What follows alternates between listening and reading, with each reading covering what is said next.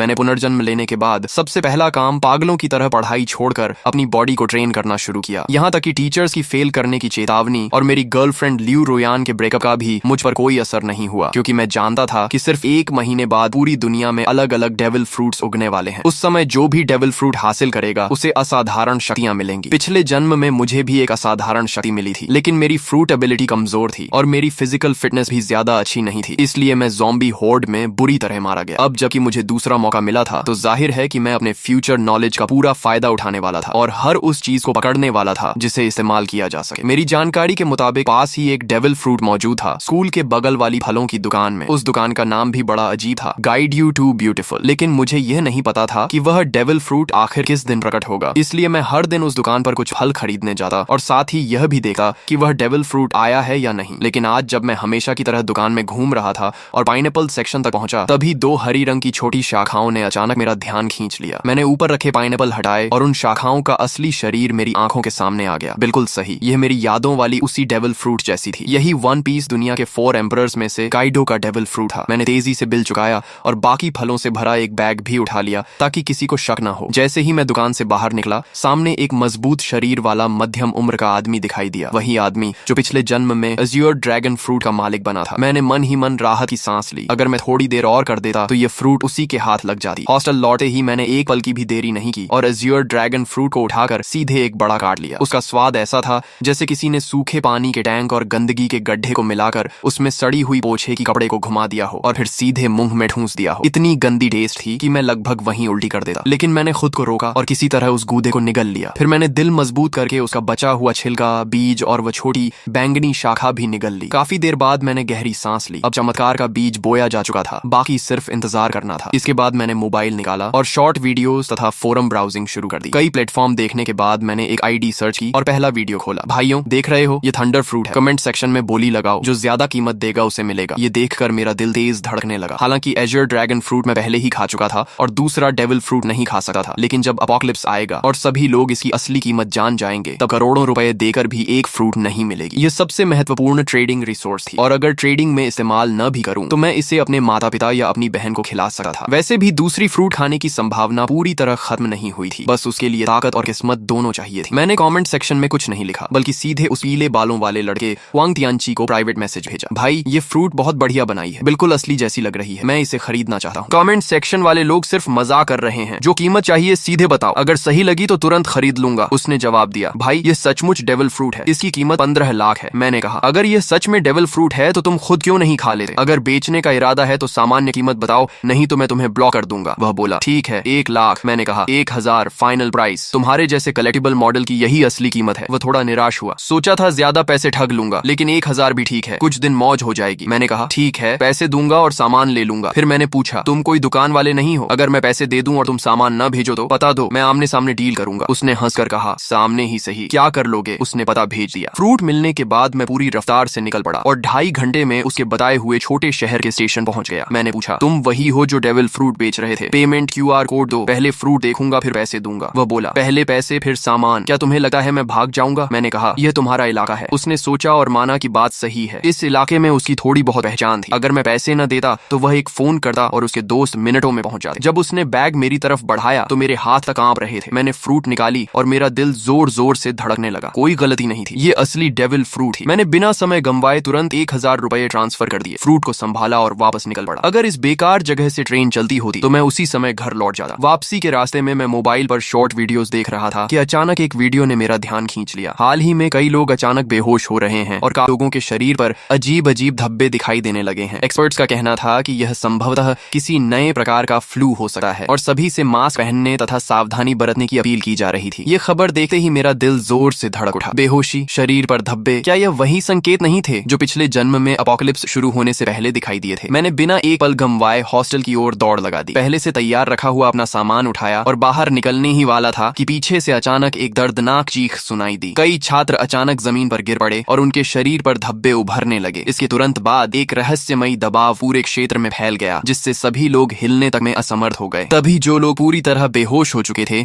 वे अचानक झटके से उठ बैठे। उनकी आंखें लाल हो गईं, नाखून लंबे और नुकीले हो गए और वे पागलों की तरह एक एक कमरे से बाहर निकलने लगे। देखते ही देखते पूरे हॉस्टल में अफरा तफरी मच गई और अनगिनत छात्र रोते चिल्लाते बाहर की ओर भागने लगे। लेकिन उसी क्षण मैंने महसूस किया कि मेरे ब्लड लाइन की गहराइयों से एक शक्ति जाग रही है। मेरे शरीर में एज्योर ड्रैगन की शक्ति उभरने लगी। मैंने सिर उठाकर एक गूंजती हुई गर्जना की। मेरी त्वचा पर नीले ड्रैगन स्केल्स उभर आए, सिर पर ड्रैगन हॉर्न्स निकल आए और मेरे हाथ ड्रैगन क्लॉज में बदल गए। मेरा पूरा शरीर हाइब्रिड ड्रैगन फॉर्म में बदलने लगा। गलियारे में मौजूद छात्र मुझे देखकर बुरी तरह डर गए, क्योंकि उनकी नजर में मैं भी उन लोगों की तरह एक मॉन्स्टर बन चुका था। लेकिन इस हाइब्रिड फॉर्म ने मेरी फिजिकल स्ट्रेंथ, डिफेंस, स्पीड और रिकवरी एबिलिटी को कई गुना बढ़ा दिया था। तभी पीछे से 2 ज़ॉम्बीज दहाड़ते हुए मेरी तरफ झपटे। मैंने ड्रैगन क्लॉ घुमाई और उन्हें एक ही वार में दूर फेंक दिया। तभी एक और ज़ॉम्बी दूसरे कमरे से बाहर निकला। मैंने मुंह खोलकर गर्म सांस छोड़ी और अगली ही क्षण आग की लपटों ने उसे राख में बदल दिया। लेकिन सिर्फ इतनी सी फ्लेम ब्रेथ के बाद ही मुझे अपनी स्टैमिना तेजी से घटी हुई महसूस हुई। डेविल फ्रूट की असली ताकत स्टैमिना पर निर्भर करती है। भविष्य में हाकी कितना भी आम क्यों ना हो जाए, आखिरकार खर्च स्टैमिना का ही होता है। अपोकलिप्स के शुरुआती चरण में हर किसी की फिजिकल लिमिट बहुत कम होती है। मैं काइडो जैसी ओनी रेस से नहीं था और न ही उसके जैसा मॉन्स्टर कॉन्स्टिट्यूशन रखता था। इसलिए एज्योर ड्रैगन फ्रूट मिलने के बावजूद मैं उसकी पूरी ताकत नहीं निकाल सकता था। लेकिन मेरे पास इसका समाधान था। मैंने अपना बेसबॉल बैट उठाया। यह खास तौर पर बनवाया गया हैवी रीइंफोर्स्ड बैट था,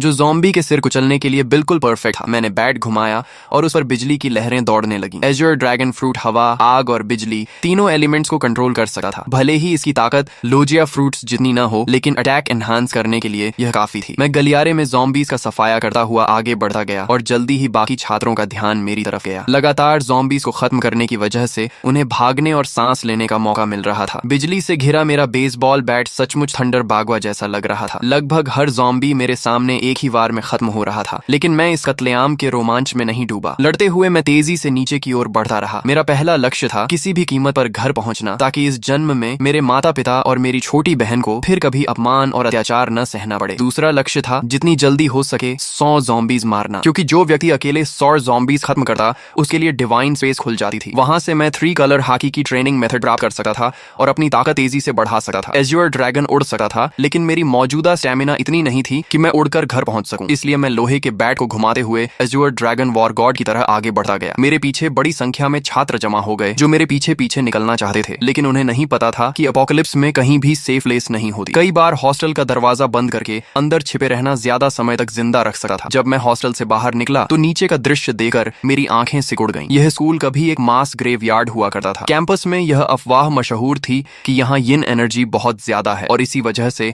आसपास रहने वाले लोग अक्सर बीमार पड़ जाते थे। बाद में एक फेंग शुई मास्टर ने सलाह दी थी कि यहाँ एक स्कूल बनाया जाए ताकि युवाओं की यांग एनर्जी इस जगह की यिन एनर्जी को दबा सके। लेकिन अब जो कंकाल वर्षों से जमीन के नीचे दफन थे, ज़ॉम्बी वायरस के प्रभाव से सभी जमीन फाड़कर बाहर निकल आए थे और जो भी जीवित इंसान दिख रहा था उस पर हमला कर रहे थे। कोई मुझे बचाओ! पूरे कैंपस में हाहाकार मचा हुआ था। हर कोई जान बचाने के लिए भाग रहा था। लोग घबराहट में एक दूसरे से टकरा रहे थे, लेकिन मैंने किसी पर ध्यान नहीं दिया और सीधे मेन गेट की दिशा में बढ़ता गया। रास्ते में चाहे ज़ॉम्बी मिले या स्केलेटन मॉन्स्टर, मैंने सबको अपने बैट से कुचल दिया। आखिरकार जब मैं स्कूल गेट तक पहुंचा तभी मेरा शरीर अचानक रुक गया। सिर्फ मैं ही नहीं, सभी लोग और यहाँ तक कि ज़ॉम्बीज भी वहीं थम गए। ऐसा लगा जैसे पूरे संसार का टाइम फ्रीज हो गया हो। फिर मेरी आंखों के सामने अंधेरा छा गया। Divine descent, devil fruits have arrived, divine space activated. जब मैंने दोबारा आंखें खोली तो खुद को एक रहस्यमयी स्थान में पाया। यहाँ न समय था, न दिशा, न कोई वास्तविक स्थान। केवल 2 लाइट स्क्रीन्स मौजूद थी, एक बड़ी और एक छोटी। बड़ी स्क्रीन पर लिखा था डिवाइन शॉप और छोटी स्क्रीन पर लिखा था पर्सनल पैनल। पिछले जन्म में मैं इन चीजों से भली भांति परिचित था। यह किसी अज्ञात सत्ता द्वारा दिया गया अवसर था जहाँ पॉइंट्स के बदले टेक्निक्स, इक्विपमेंट, स्किल्स और रिसोर्सेज खरीदे जा सकते थे। तभी घोषणा हुई, आप पहले व्यक्ति हैं जिसने 100 ज़ॉम्बीज का शिकार किया है। आपको डिवाइन रिवॉर्ड प्राप्त होगा। आपने अपोकलिप्स शुरू होने के 10 मिनट के भीतर 100 पॉइंट्स प्राप्त कर लिए हैं, इसलिए आपको विशेष रिवॉर्ड दिया जाएगा। इसके बाद मेरे सामने 3 विकल्प आए। पहला रिवॉर्ड था परफेक्ट फ्रूट, जो मेरे एज्योर ड्रैगन फ्रूट को पूर्ण अवस्था में पहुंचा देता। इसके बाद फ्रूट की सभी साइड इफेक्ट्स समाप्त हो जाती। मैं सी स्टोन और सी वाटर से प्रभावित नहीं होता और यहाँ तक कि दूसरा डेविल फ्रूट भी खा सकता था बिना शरीर फटे। दूसरा रिवॉर्ड था हाकी जीनियस। इसके लिए किसी ट्रेनिंग या पॉइंट्स की जरूरत नहीं थी। मुझे तुरंत 3 कलर हाकी जागृत हो जाती और बिना अभ्यास के भी धीरे धीरे बढ़ती रहती। यदि मैं ट्रेनिंग करता तो इसकी ग्रोथ स्पीड 2 गुनी हो जाती। तीसरा रिवॉर्ड था ज़ॉम्बी स्लेयर डिवाइन वेपन। मुझे अपनी पसंद का सुप्रीम ग्रेड वेपन मिलता जो ज़ॉम्बीज को 2 गुना डैमेज देता। फ्रूट, हाकी या वेपन, 3 में से एक चुनना था। पहला और तीसरा रिवॉर्ड तुरंत कॉम्बैट पावर बढ़ाते थे, जबकि दूसरा धीरे धीरे ताकत बढ़ाता, लेकिन उसकी पोटेंशियल लिमिट कहीं अधिक थी। पिछले जन्म के अनुभव के अनुसार बाद के चरणों में भी हाकी कभी आउटडेटेड नहीं हुई थी। मैं कुछ क्षण सोच में पड़ गया। तभी मुझे काइडो की कही बात याद आई, हाकी ही असली आधार है। रॉजर और गार्ब के पास कोई डेविल फ्रूट नहीं थी, फिर भी वे दुनिया के सबसे शक्तिशाली योद्धा बने। यहाँ तक कि काइडो ने हाकी को इतना महत्व दिया कि उसने उसने अपनी फ्रूट अवेकनिंग तक पर ज्यादा ध्यान नहीं दिया। ये सोचते ही मैंने फैसला कर लिया, ताकतें जितनी ज्यादा हों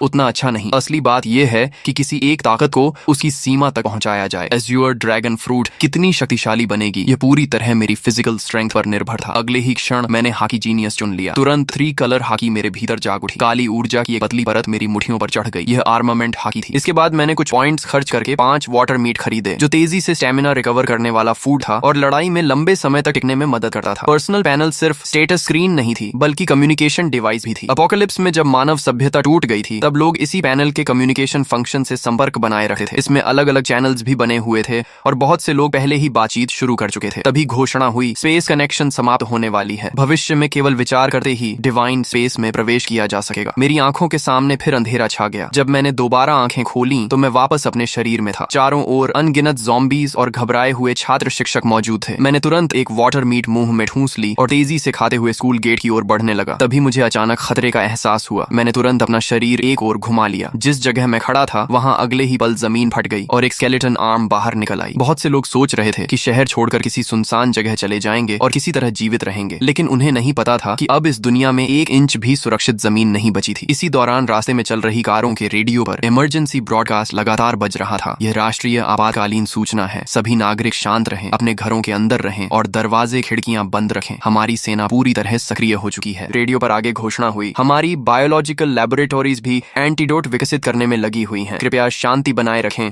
और घबराहट में कोई गलत कदम न उठाएं। लेकिन मैं जानता था कि सच्चाई इससे कहीं ज्यादा भयावह है। ज़ॉम्बी वायरस की पहली लहर हवा के जरिए फैलती थी और जिन लोगों की फिजिकल कॉन्स्टिट्यूशन कमजोर होती थी वे सबसे पहले संक्रमित होते थे। इसी वजह से हॉस्पिटल्स और ओल्ड एज होम्स संक्रमण के सबसे बड़े केंद्र बन गए थे। अपोकलिप्स शुरू होने के बाद वायरस का मुख्य संक्रमण तरीका ब्लड ट्रांसमिशन बन जाता था। ऐसी स्थिति में सेना के जवान, जिनकी फिजिकल फिटनेस सबसे अच्छी होती थी, उनके संक्रमित होने की संभावना बहुत कम रहती थी। इसलिए अपोकलिप्स की शुरुआत में मिलिट्री अभी भी कुछ हद तक प्रभावी रहती थी, लेकिन मैं जानता था कि यह ज्यादा समय तक नहीं चलेगा। अगर सेना तेजी से ज़ॉम्बीज को खत्म करना चाहती तो उसे गन्स और अन्य फायर आर्म्स का इस्तेमाल करना पड़ता, लेकिन ऐसा करने पर उन्हें पॉइंट्स नहीं मिलते। पॉइंट्स के बिना वे मजबूत नहीं बन सकते थे। दूसरी तरफ ज़ॉम्बीज लगातार विकसित होते जाते और आखिरकार ऐसे स्तर पर पहुंच जाते जहां सामान्य फायर आर्म्स भी उनके सामने बेअसर हो जाती। जैसे जैसे ज़ॉम्बीज मजबूत होते, सेना कमजोर पड़ती जाती और समाज का पतन तेजी से होने लगा। इसलिए इस अपोकलिप्स में असली उम्मीद सिर्फ एक ही थी, हर इंसान को योद्धा बनना होगा और खुद ज़ॉम्बीज से लड़ना होगा। यह एक ऐसी सर्वाइवल कंपटीशन थी जिसमें केवल योग्य और शक्तिशाली लोग ही आगे बढ़ सकते थे। मेरी कार तेज रफ्तार से सड़क पर दौड़ रही थी। रास्ते में अगर कोई ज़ॉम्बी सामने आ भी जाता तो मैं ब्रेक लगाने की बजाय उसे सीधा टक्कर मारकर आगे निकल जाता। तभी अचानक मेरा फोन बज उठा। कॉल उठाते ही दूसरी तरफ से मेरी छोटी बहन की घबराई हुई आवाज सुनाई दी, भैया आप कहाँ हो? बाहर बहुत सारे ज़ॉम्बीज हैं, बहुत डर लग रहा है। मैंने तुरंत पूछा, मैं ठीक हूँ, तुम कैसी हो? मम्मी पापा ठीक है ना? उसने राहत की सांस लेते हुए कहा, मम्मी ने आपकी बात मानकर पहले ही छुट्टी ले ली थी और मुझे स्कूल से घर ले आई थी। पापा अभी हॉस्पिटल में हैं। उन्होंने कहा है कि उन्होंने ऑफिस लॉक कर लिया है और फिलहाल सुरक्षित हैं। भैया आप तो सचमुच भविष्यवक्ता निकले। अगर आपने मम्मी को जबरदस्ती छुट्टी लेने के लिए न कहा होता तो शायद हम अभी बाहर ही मर चुके होते। पिछले 1 महीने से मेरी बहन औचिंग बहुत हैरान थी, क्योंकि मैं हर दिन बड़ी मात्रा में डेली नेसेसिटीज घर भेज रहा था। जब भी परिवार पूछता कि इतना सामान क्यों जमा कर रहा हूँ, मैं कोई जवाब नहीं देता था। उन्हें यह भी नहीं पता था कि मेरे पास इतना पैसा आया कहाँ से। असल में मेरे पास कोई पैसा नहीं था। सिर्फ 1 महीने में इतना कमाना भी असंभव था। लेकिन जब अपोकलिप्स आने ही वाला था तो मुझे कर्ज लेने से डरने की क्या जरूरत थी। मैंने लगभग हर ऑनलाइन प्लेटफॉर्म से लोन ले लिया था। अगर माता पिता को समझाने की समस्या न होती तो शायद मैं घर तक गिरवी रख देता। हालांकि डिवाइन स्पेस के मौजूद होने के कारण बहुत ज्यादा रिसोर्सेज जमा करने की जरूरत भी नहीं थी। यह सामान सिर्फ इमरजेंसी के लिए था। हम बात ही कर रहे थे कि सामने एक लग्जरी कार अचानक रास्ते में कूद पड़े ज़ॉम्बी से बचने की कोशिश में पलट गई। उसी पल एक भयानक चेन कलिजन शुरू हो गई। पीछे आ रही कई गाड़ियां एक दूसरे से टकरा गईं और कुछ ही सेकंड में सड़क पर तबाही मच गई। कई लोग वहीं मारे गए, लेकिन मैं पहले से जानता था कि ऐसा होगा। अब रुकना संभव नहीं था। मैंने तुरंत अपना बैकपैक और बेसबॉल बैट पकड़ा, एज्योर ड्रैगन फॉर्म में बदल गया और कार की छत तोड़कर सीधे आसमान में उड़ गया। बादलों और धुंध ने मेरे विशाल ड्रैगन बॉडी को ऊपर उठाया और मैं तेजी से आसमान की ओर बढ़ गया। ये चमत्कारी दृश्य देखकर सड़क पर मौजूद सभी लोग स्तब्ध रह गए। पहले से भयानक कार एक्सीडेंट अब और भी ज्यादा अराजक हो गया, लेकिन मुझे नीचे हो रहे हंगामे से कोई मतलब नहीं था। मैं सीधे बादलों के बीच घुस गया और अपने घर की दिशा में उड़ने लगा। बीच बीच में मैं बैकपैक से वाटर मीट निकाल कर खाता ताकि स्टेमिना रिकवर होती रहे। मेरी मौजूदा ताकत इतनी नहीं थी कि मैं लगातार लंबे समय तक उड़ सकूं। आखिरकार जब सारी वाटर मीट खत्म हो गई तो मुझे जमीन पर उतरना पड़ा और मैं वापस ह्यूमन फॉर्म में बदल गया। मैंने आसपास नजर दौड़ाई। फिलहाल वहां कोई ज़ॉम्बी दिखाई नहीं दे रहा था। मैंने तुरंत डिवाइन स्पेस में प्रवेश किया और फिर से 5 वाटर मीट एक्सचेंज कर ली और उन्हें बैकपैक में भर लिया। इस समय मेरे बैकपैक में सिर्फ 5 वाटर मीट और एक थंडर फ्रूट थी। एक वाटर मीट खाने के बाद मैंने दोबारा उड़ान नहीं भरी, क्योंकि वाटर मीट स्टेमिना तो रिकवर कर सकती थी, लेकिन अगर लगातार उसी पर निर्भर रहा जाए तो स्टेमिना कंजम्पशन और तेज हो जाती थी। साथ ही मेंटल फटीग को यह बिल्कुल रिकवर नहीं कर सकती थी। मैंने मैप खोला और अपनी स्थिति देखी। मुझे किसी हाईवे तक पहुंचना था और वहां से एक व्हीकल हासिल करनी थी। दिशा तय करने के बाद मैं फिर से एज्योर ड्रैगन में बदल गया। इस बार मैं सिर्फ 10 मिनट तक उड़ा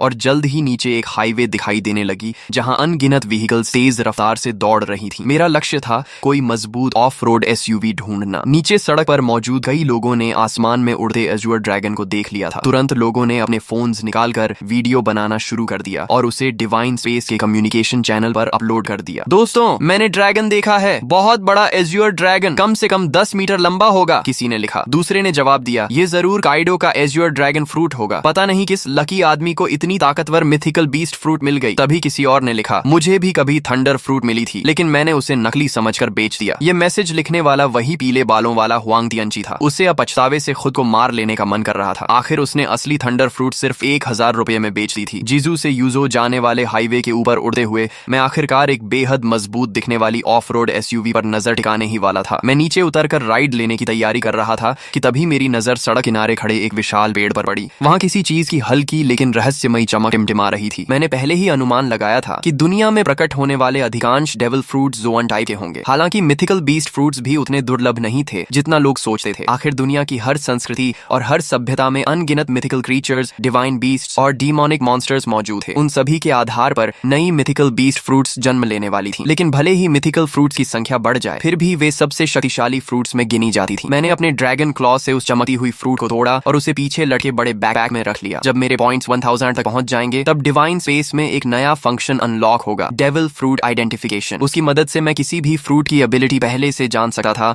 और किसी बेकार फ्रूट को खाने से बच सकता था। हालांकि यह सुविधा बहुत महंगी थी। हर आइडेंटिफिकेशन के लिए पूरे 1000 पॉइंट्स खर्च करने पड़ते थे। मैं दोबारा उस ऑफ रोड एसयूवी का पीछा करने ही वाला था कि अचानक आगे चल रहा एक बड़ा ट्रक बुरी तरह पलट गया। उसी पल उसके अंदर से 3 ज़ॉम्बीज बाहर निकले और आसपास की गाड़ियों पर हमला करने लगे। लेकिन उस समय किसी के पास रुकने का साहस नहीं था। एक ड्राइवर ने एक्सेलरेटर पूरी ताकत से दबाया और सीधे ज़ॉम्बीज के ऊपर गाड़ी चढ़ा दी। फिर वह गाड़ी को दाएं बाएं घुमाकर ज़ॉम्बीज को गिराने की कोशिश करने लगा। उसकी इस हरकत ने तुरंत एक और चेन एक्सीडेंट पैदा कर दिया। मैंने उधर सिर्फ एक नजर डाली और फिर पलटे हुए ट्रक के पास उतर गया। ह्यूमन बीस्ट फॉर्म में बदलकर मैंने ट्रक के किनारे को पकड़ लिया और एज्योर ड्रैगन की विशाल शक्ति का इस्तेमाल करते हुए उसे जबरदस्ती सीधा खड़ा कर दिया। एज्योर ड्रैगन फ्रूट द्वारा दी गई स्ट्रेंथ वास्तव में भयावह थी। इसके बाद मैं ट्रक के अंदर घुसा और खुद उसे चलाने लगा। जब धीरे धीरे मुझे एहसास हुआ कि वे सभी मेरी ट्रक के पीछे पीछे चल रही हैं। मैंने रियर व्यू मिरर में यह दृश्य देखा, लेकिन मुझे इससे कोई फर्क नहीं पड़ा। जब तक वे मेरे काम में रुकावट नहीं डालते, उन्हें मेरे पीछे आने से कोई समस्या नहीं थी। रास्ते भर बार बार एक्सीडेंट्स होते रहे। मैं समय समय पर ट्रक से उतरता, ज़ॉम्बीज को खत्म करता और सड़क साफ करता। तभी एक मोटा और अमीर दिखने वाला मध्यम उम्र का आदमी मुस्कुराते हुए मेरे पास आया और बोला, अगर आप मेरी सुरक्षा करेंगे तो मैं आपको जितना पैसा चाहिए उतना दे सकता हूँ। मैंने उसकी तरफ ठंडी नजर से देखा और कहा, एक कदम और आगे बढ़ाया तो मरोगे। वह आदमी इतना डर गया कि अनजाने में वहीं घुटनों के बल बैठ गया। उस समय मेरी ड्रैगन फॉर्म और उससे निकल रही किंगली ऑरा उसे ऐसे महसूस हो रही थी जैसे उसके सामने कोई सर्वोच्च शासक खड़ा हो। मेरी हल्की सी कॉन्करर्स हाकी ने आसपास खड़े कई लोगों को डर से जड़ कर दिया। फिर भी मौत का डर इंसान से कुछ भी करवा सकता है। एक बेहद खूबसूरत मैच्योर वुमन हिम्मत करके मेरे पास आई। अपोकलिप्स के बीच भी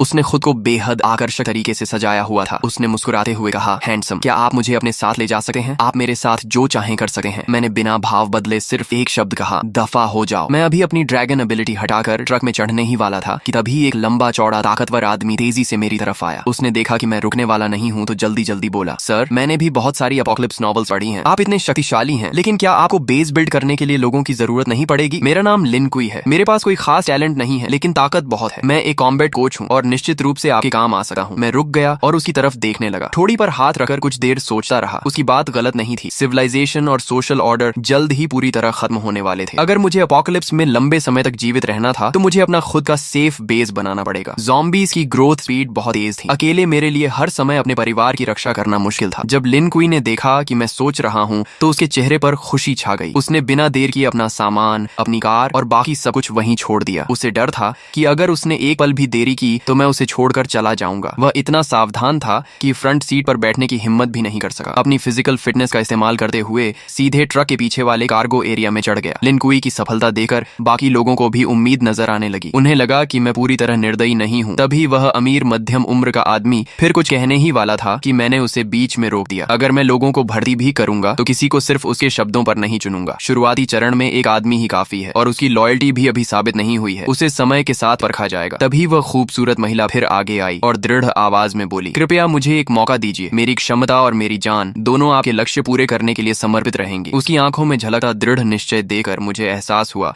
कि यह महिला साधारण नहीं है, शायद इसमें वाकई कुछ खास था। मैंने कुछ सेकंड तक उसे ध्यान से देखा और फिर कहा, गाड़ी में चढ़ जाओ। महिला खुशी से झूम उठी, लेकिन मेरी अनुमति के बिना वह भी फ्रंट सीट पर नहीं बैठी। उसने अपनी पूरी ताकत लगाकर ट्रक के पीछे वाले कार्गो एरिया में चढ़ना शुरू कर दिया। मैं यह सब देखकर मन ही मन सिर हिलाने लगा। शायद यह महिला सिर्फ एक सुंदर चेहरा नहीं थी, पीछे खड़े कई लोग भी इन दोनों की तरह मेरे साथ जाना चाहते थे। लेकिन जैसे ही मैंने हल्की सी कॉन्करर्स हाकी छोड़ी, सभी डर के मारे जमीन पर गिर पड़े। उनमें से किसी ने कांपती आवाज में कहा, हे भगवान, इस बॉस ने तो कॉन्करर्स हाकी भी जगा ली है। कुछ अनुभवी वन पीस फैंस तुरंत इस किंगली ऑरा को पहचान गए। मैं वापस ड्राइवर सीट पर बैठा और ट्रक को आगे बढ़ा दिया। करीब 2.5 घंटे की यात्रा के बाद आखिरकार मुझे सड़क किनारे एक सर्विस एरिया दिखाई दिया, लेकिन वह जगह पूरी तरह ज़ॉम्बीज़ के कब्जे में थी। रास्ते से गुजरने वाले लोग वहां फ्यूल और फूड लेने जाना चाहते थे, लेकिन वहां मौजूद ज़ॉम्बीज़ की भारी संख्या देखकर हिम्मत नहीं कर पा रहे थे। मगर मुझे इसकी चिंता नहीं थी। जैसे ही ट्रक वहां रुका, ज़ॉम्बीज़ का एक बड़ा झुंड हमारी तरफ दौड़ पड़ा। वे ड्राइवर कैबिन में तो नहीं घुस सकते थे,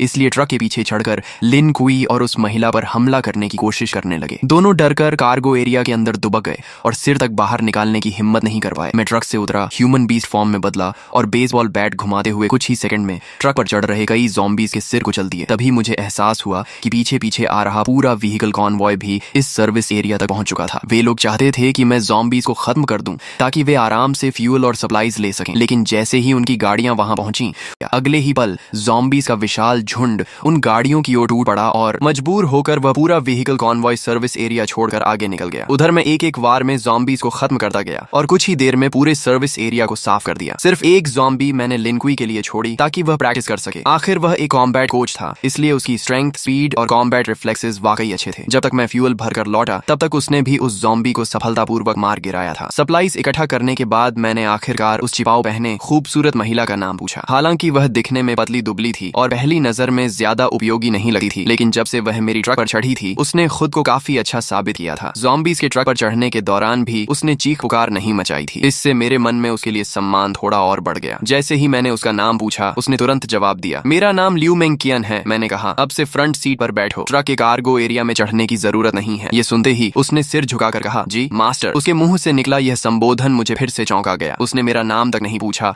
और सीधे मुझे मास्टर कहकर संबोधित करने लगी। जो व्यक्ति अपना ईगो और प्राइड छोड़ सकता है, वही एपोकलिप्स जैसी दुनिया में ज्यादा समय तक जीवित रह सकता है। थोड़ी देर बाद हम फिर से यात्रा पर निकल पड़े। रास्ते में मुझे एक बार फिर मेरी बहन आओ चिंग का फोन आया। भैया आप कहाँ हो? पापा हॉस्पिटल के ऑफिस में फंसे हुए हैं। मैंने सुना है हॉस्पिटल में सबसे ज्यादा ज़ॉम्बीज़ हैं। पापा के पास खाना पानी भी नहीं है। मुझे बहुत डर लग रहा है कि उन्हें कुछ हो न जाए। उसकी आवाज रोने जैसी हो गई थी। फोन के दूसरी तरफ मेरी माँ की आवाज भी सुनाई दी। हाउ हाउ, तुम्हारे स्कूल का क्या हाल है? तुम अपना ध्यान रखना, हम तुम्हें बचाने का कोई रास्ता ढूंढ लेंगे। मैंने कहा, माँ चिंता मत करो, मुझे काइडो का एजर ड्रैगन फ्रूट मिल गया है। डेविल फ्रूट का नाम सुनते ही आओ चिंग का डर काफी कम हो गया। हम भाई बहन पूरे 1 घंटे तक फोन पर बातें करते रहे। कॉल खत्म होने के बाद मैंने तुरंत अपने पिता को फोन किया। मैंने उन्हें बताया कि मैं अब एबिलिटी यूजर बन चुका हूँ और जल्द ही हॉस्पिटल पहुंचकर उन्हें बचा लूंगा। मैंने उन्हें सख्त हिदायत दी कि ऑफिस के अंदर छिपे रहें और बाहर निकलने की कोशिश न करें। दूसरी तरफ ऑफिस में फंसे एओहाई भूख, प्यास और लगातार दरवाजा पीटे ज़ॉम्बीज़ की वजह से बेहद परेशान थे। वह आधी नींद और आधी बेहोशी की हालत में थे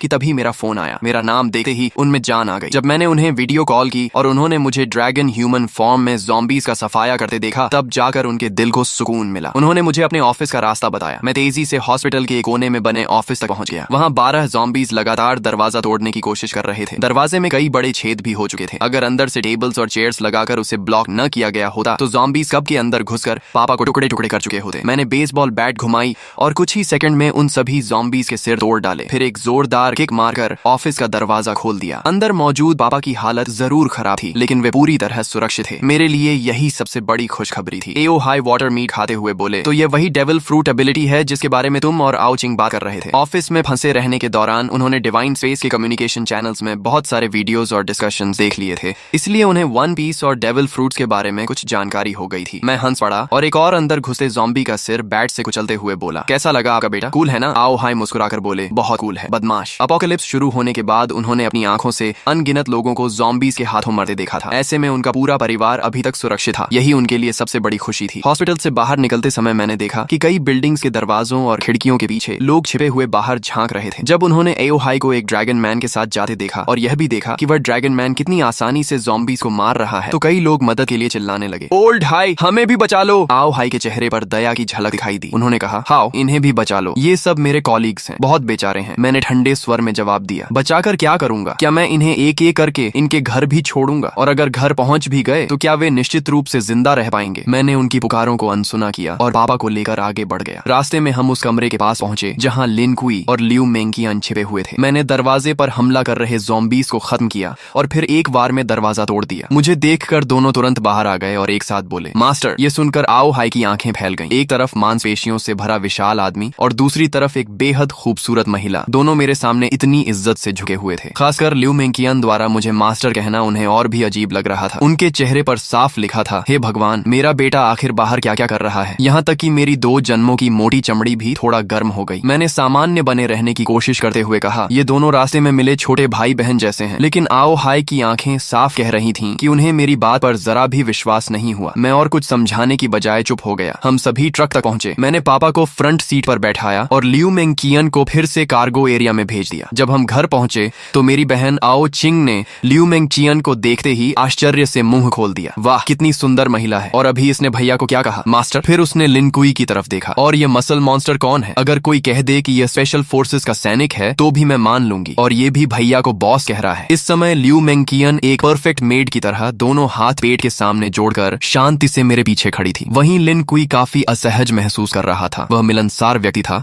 लेकिन यह उसके बॉस का परिवार था, इसलिए उसे समझ नहीं आ रहा था कि कैसे व्यवहार करे। आखिर मेरी माँ लियू यून ने स्थिति संभाली और मुस्कुराते हुए कहा, सबको भूख लगी होगी ना? जैसे ही उन्हें पता चला था कि मैं और पापा लौट रहे हैं, उन्होंने सोना छोड़ दिया और पूरी रात खाना बनाने में लगा दी थी ताकि हम दोनों गरम खाना खा सकें। लेकिन उन्हें यह उम्मीद नहीं थी कि मैं 2 और लोगों को साथ ले आऊंगा, इसलिए खाना थोड़ा कम पड़ रहा था। अच्छी बात यह थी कि मैंने पहले से बहुत सारे कैंड फूड्स जमा कर रखे थे। कुछ कैंस खोलकर माँ ने पूरा बड़ा डिनर तैयार कर दिया। जब मैंने देखा कि लिन कुई और लियू मेंकियन अभी भी किनारे खड़े हैं तो मैंने उन्हें भी खाने के लिए बुलाया। लिन कुई आगे बढ़ने ही वाला था कि लियू मेंकियन बोली, मुझे थोड़ा कैंड फूड दे दीजिए, मैं मास्टर के साथ एक ही टेबल पर नहीं बैठ सकती। ये सुनते ही कमरे में मौजूद सभी लोग स्तब्ध रह गए। आओ चिंग की नजरें मेरे और लियू मेंकियन के चेहरे पर बार बार घूमने लगी। फिर शरारती मुस्कान के साथ बोली, अब मैं समझ गई, इसे फ्लर्टिंग कहते हैं। उसकी बात पूरी होने से पहले ही मैंने उसके सिर पर हल्का सा नॉक मार दिया। वह दर्द से आंखों में आंसू भरकर मेरा हाथ पकड़कर काटने लगी। डिनर खत्म होने के बाद मैंने बैकपैक से 2 डेविल फ्रूट्स निकाली। मेरे पास अभी 2 डेविल फ्रूट्स हैं, एक थंडर फ्रूट है और दूसरी की एबिलिटी अभी पता नहीं है। तुम लोग इनमें से खा लो। यह सुनकर लिन कुई और लियू मेंकियन दोनों चौंक गए। उन्हें उम्मीद नहीं थी कि मेरे पास इतनी दुर्लभ चीजें भी मौजूद हैं। उनकी आंखों में चाहत साफ दिखाई दे रही थी। आओ चिंग उत्साह से दोनों फ्रूट्स को उठाकर देखने लगी। फिर उसने उन्हें माता पिता को दिखाया, लेकिन आओ हाई ने फ्रूट देकर वापस मुझे लौटा दी। आओ चिंग को दे दो, हमारी उम्र हो चुकी है, हम खाएंगे तो बर्बाद हो जाएंगी। माँ भी सहमत हो गई। हाँ, तुम्हारे जैसा बेटा हमारी रक्षा कर रहा है, हमारे लिए वही काफी है। इतनी कीमती चीज तुम्हारे पास रहेगी तो ज्यादा काम आएगी। मैंने समझाने की कोशिश की, मेरे पास पहले से एज्योर ड्रैगन फ्रूट है, मेरी ग्रोथ बहुत तेज होगी। लेकिन अगर आप लोग भी डेविल फ्रूट्स खा लेंगे तो ज़ॉम्बीज़ मारकर जल्दी पॉइंट्स कमा सकेंगे और हाकी ट्रेनिंग भी अनलॉक कर पाएंगे। अपोकलिप्स में असली कैपिटल यही है। लेकिन काफी देर समझाने के बाद भी माता पिता नहीं माने। आखिर मैंने हार कर आओ चिंग की तरफ देखा। ठीक है, तुम चुन लो। आओ चिंग तो कब से इसी पल का इंतजार कर रही थी। उसने दोनों फ्रूट्स हाथ में लेकर बार बार देखा, लेकिन काफी सोचने के बाद उसने थंडर फ्रूट मुझे वापस दे दी। मैं हैरान रह गया। क्या तुम थंडर फ्रूट नहीं लोगी? लोजिया एलिमेंटलाइजेशन शुरुआती चरण में लगभग इनविंसिबल होती है और दूसरी फ्रूट की एबिलिटी क्या है यह भी नहीं पता। आओ चिंग मुस्कुराकर बोली, डिवाइन स्पेस में डीमन रिमूवल पोशन मिलती है, उससे डेविल फ्रूट की साइड इफेक्ट्स हट सकती हैं और इंसान दूसरी फ्रूट भी खा सकता है। भैया आप इतने मजबूत हो कि वह पोशन जरूर हासिल कर लोगे। थंडर फ्रूट आपके लिए ज्यादा उपयुक्त है, मैं दूसरी फ्रूट खा लूंगी। मैंने कुछ देर सोचा और कहा, ठीक है, लेकिन पहले इसकी आइडेंटिफिकेशन कर लेते हैं। अगर एबिलिटी अच्छी हुई तो तुम खा लेना। डेविल फ्रूट आइडेंटिफिकेशन 1000 पॉइंट्स के बाद अनलॉक होती थी। आओ चिंग को यह बात पता नहीं थी क्योंकि उसके पास अभी कोई पॉइंट्स नहीं थी। लेकिन मैं स्कूल से लेकर हॉस्पिटल तक ज़ॉम्बीज़ का इतना सफाया कर चुका था कि मेरे पॉइंट्स 1000 से भी ज्यादा हो चुके थे। तभी आओ चिंग ने जल्दी से सिर हिलाया, नहीं, 1000 पॉइंट्स बहुत ज्यादा हैं। इतना कहकर उसने मेरे जवाब का इंतजार तक नहीं किया। उसने तुरंत उस सुनहरी मकई जैसी दिखने वाली डेविल फ्रूट उठाई और एक बड़ा टुकड़ा काटकर निगल लिया। ये देखकर मैं घबरा गया। मुझे बिल्कुल उम्मीद नहीं थी कि वह सीधे फ्रूट खा लेगी। अगर यह कोई कमजोर एबिलिटी निकली तो बाद में पछताने का भी मौका नहीं मिलेगा। लेकिन अब बहुत देर हो चुकी थी। आओ चिंग फ्रूट का गूदा निगल चुकी थी। मैं केवल मन ही मन प्रार्थना कर सकता था कि उसे कोई शक्तिशाली एबिलिटी मिले।